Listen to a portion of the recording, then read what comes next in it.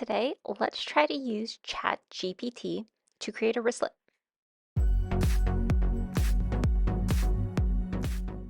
Welcome, I do sewing and DIY related content, and today we are using ChatGPT to try to sew a wristlet. So you can see here the prompt I gave it was how do you sew a lace overlay wristlet. I actually had a typo and it was able to correct the typo and it provided me all the items that I would need for it and the steps.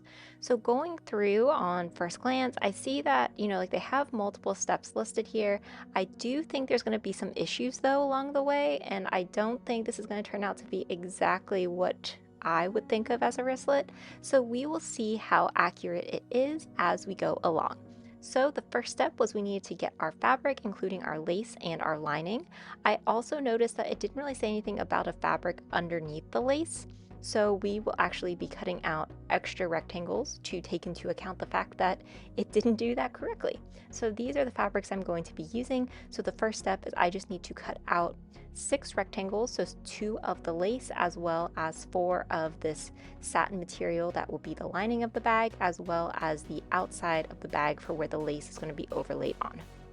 Now, there were no instructions listed in the pattern for how big to make it. It said make it however big you wanted. So I'm going with around 8 inches by 6 inches for all of these different pieces that I am cutting out, as I think that that will be a good size. I'm also thinking of using this bag for holding crochet hooks. I'm going to be giving this to my mom. So I did get a zipper, and it looks like the first step, according to ChatGPT, is to start adding the zipper.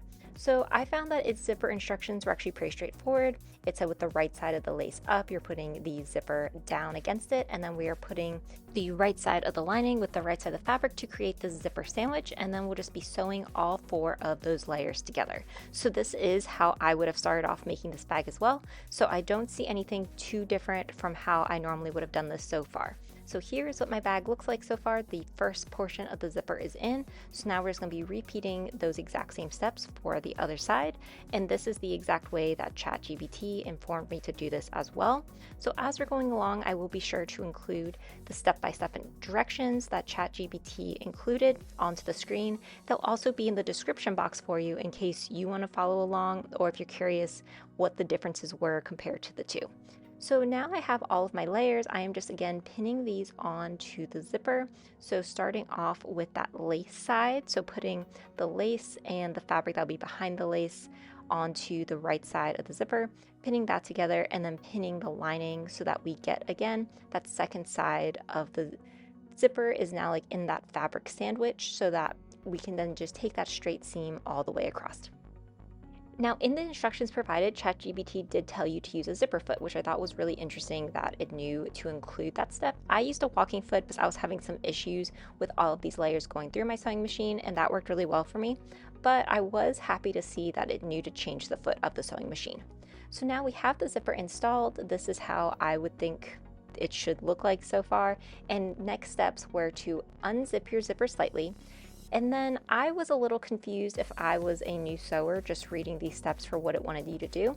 I have made pouches before though, so I'm thinking this is what it wants, is that it wants you to fold in half the right sides of your material and then the right sides of the material of the lining, and then you're pinning this all the way up and then you're leaving a gap in the lining. So where I have those 2 pins is going to be where I have my gap, and then I'm just going to be sewing all the way around, and then this is going to give you that nice zippered pouch.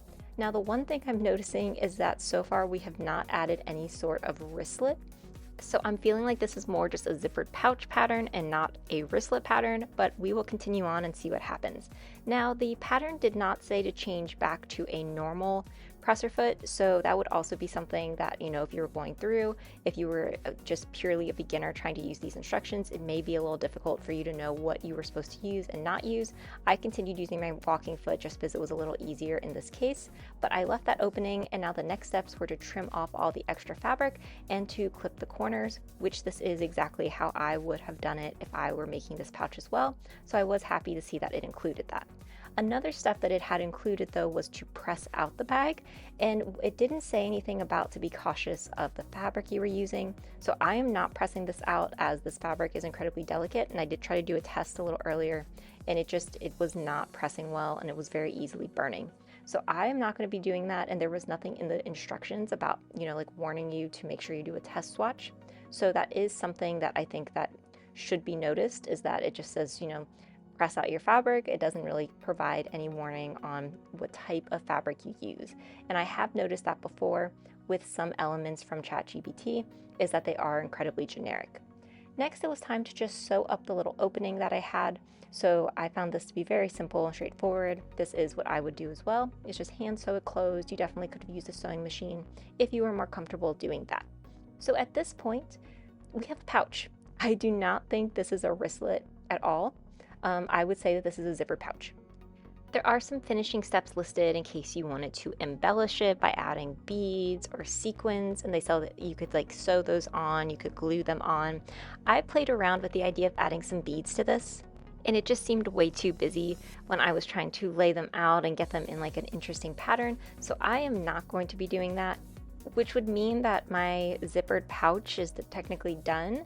Now, I had asked ChatGPT for a wristlet, and I do not think this is a wristlet. So the last step is to add a loop or some sort of holder so that you could hang it by your hand. It does not tell you how to make that though. It doesn't tell you how to attach it. It just says, you can do it. So I feel like overall these instructions were sort of a fail because we didn't actually make what I had asked ChatGPT to make, which was a wristlet. It didn't include the steps on how you would actually add that little wrist element, and it doesn't really show how you would go through the process of attaching it to the zippered pouch.